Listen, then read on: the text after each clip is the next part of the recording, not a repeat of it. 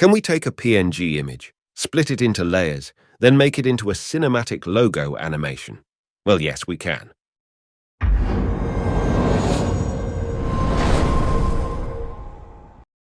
What I need you to do first is to go online and find a logo image, then bring it to any editing software, whether it's Photoshop or anything similar. The tools are probably the same. And the aim here is to select each part of the logo and separate it into different layers. So by using the pen tool to select the edge of any area, or if you're on Photoshop like me, use the Smart Ward tool to easily identify any piece by color and make a new layer out of selection. I will start with the mid shape. Using the magic wand, we can select the pieces one by one, then hit Ctrl-J to make a new layer from selection. The new layer have extra parts that need to be trimmed. To do that, you can select the unwanted areas with the pen tool and hit delete to erase it, or use the lasso tool for selection, or add mask and brush it out. All that is up to you. You just need to make it somewhat clean.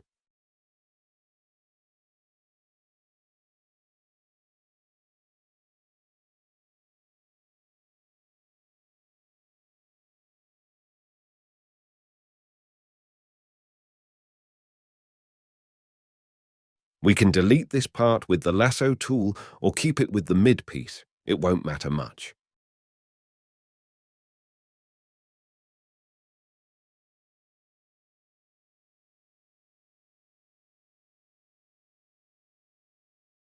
In the case of the circular pieces, we can complete it on the left side by copying one piece to the empty area and scale it around to fit. Then, using the eraser, we can delete some parts to not make it similar on both sides.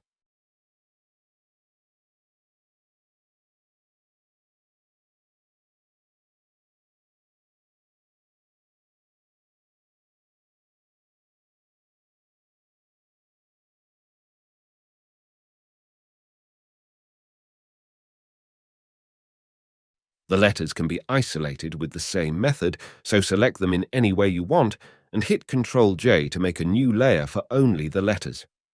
Once you have the layers ready, save them as PNG images. We will use an online converter to turn them into SVG files so Blender can read it.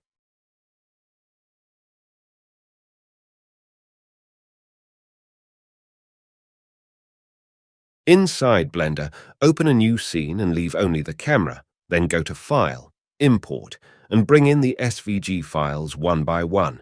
If importing SVG files is not on the list, turn it on from the add-ons. It should be on by default on Blender latest versions, but the older ones might need you to enable them first.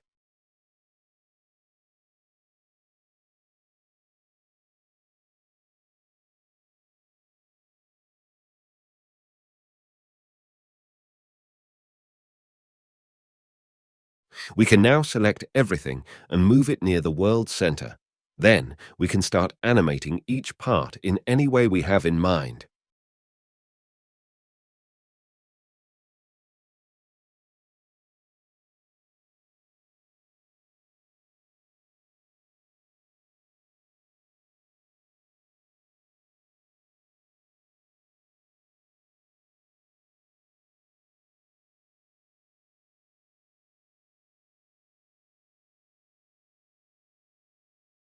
I will start with the mid shape.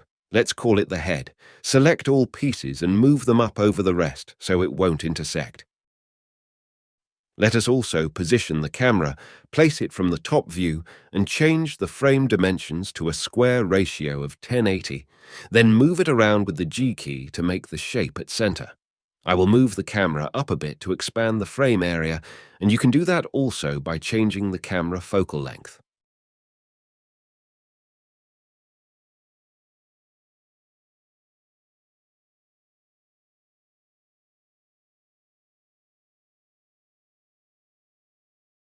The animation we have is around two simple things: keyframe transformation and reveal.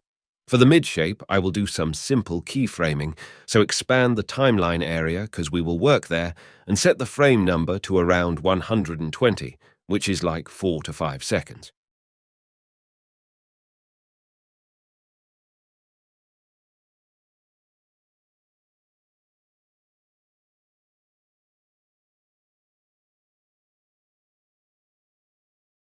Select all the parts in the mid shape.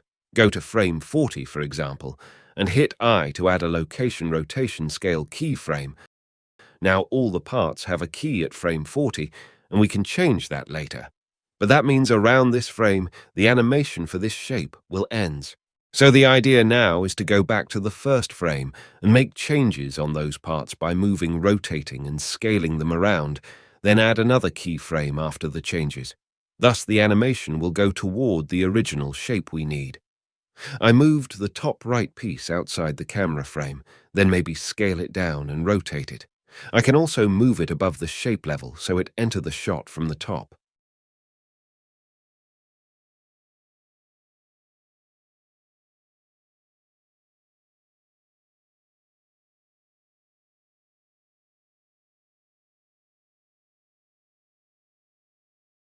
We can select any key on the timeline and move it back and forth to speed the animation.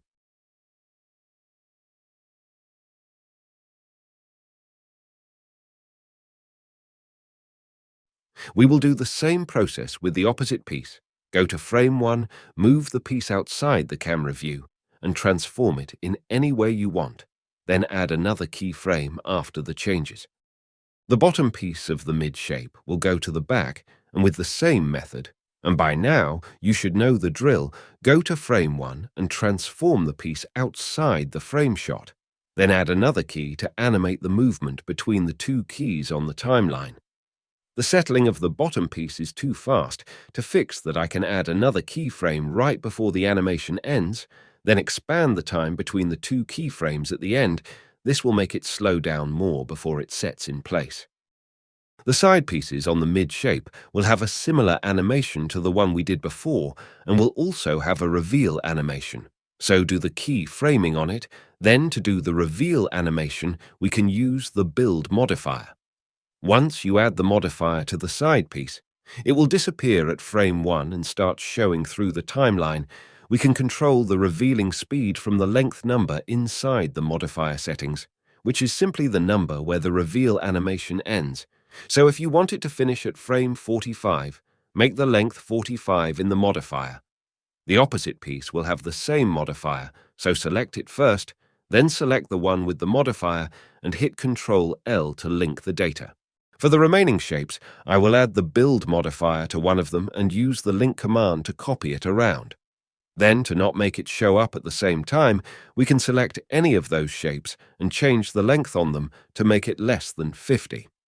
You can also select multiple shapes and change the length on them all together by holding the Alt key, then adjusting the length number. The process can take a couple of seconds, so let us speed forward.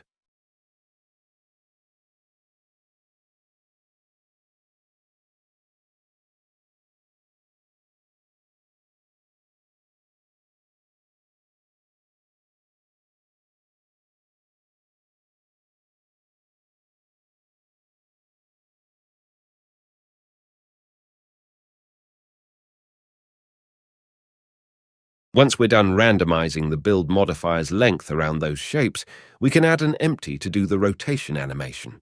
The first empty will be for the inner circular shape. What we need to do now is selecting all the pieces in the inner shape, then select the empty and hit Ctrl P to set it as parent. This way, we rotate the empty around the Z-axis to make the animation.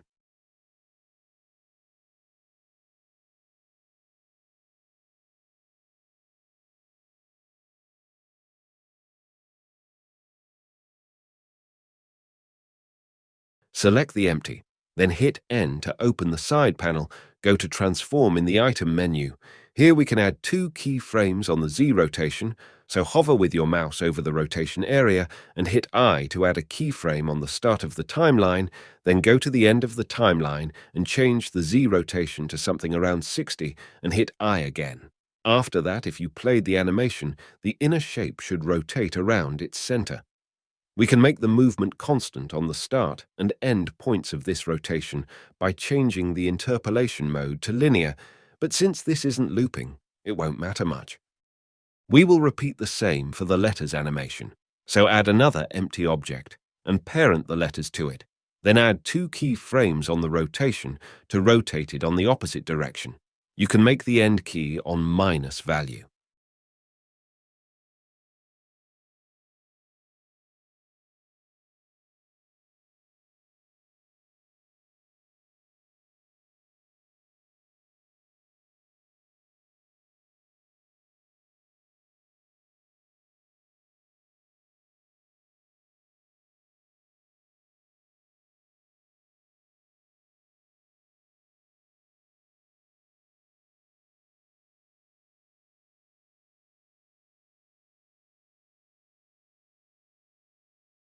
With the rotation done, we can go and render this.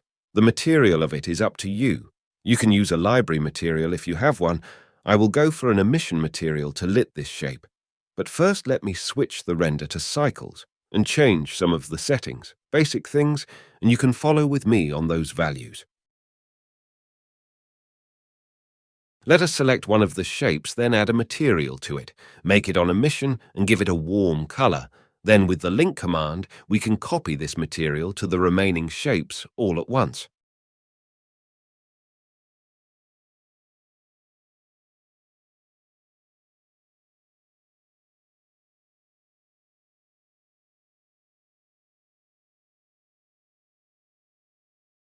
I will also add a footage background. To do that, we will use the image as plain add-on.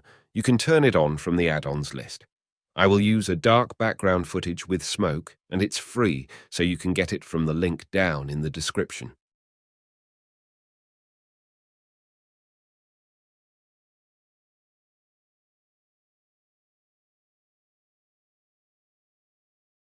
Once the background is there, move it down if it's covering any objects, and scale it to fit your view.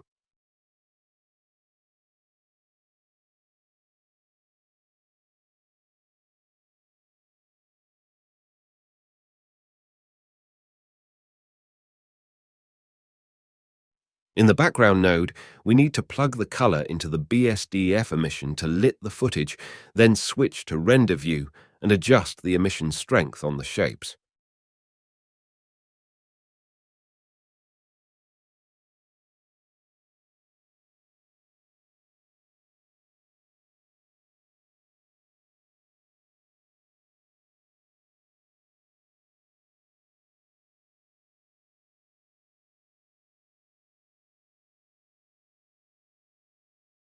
To render this, make the render samples on 16 or 32 and switch the noise reduction. I will also turn off the caustics since we don't need it, and it increases the render time, so pay attention to that. In the output area, assign a destination for the frame renders. We will go with PNG sequence first, then combine it again in the video sequencer and switch it to video format before fast render it again. Hope this is something you're interested in making. Remember to like this if you reached this part of the video, and see you next time. Stay sharp, goodbye.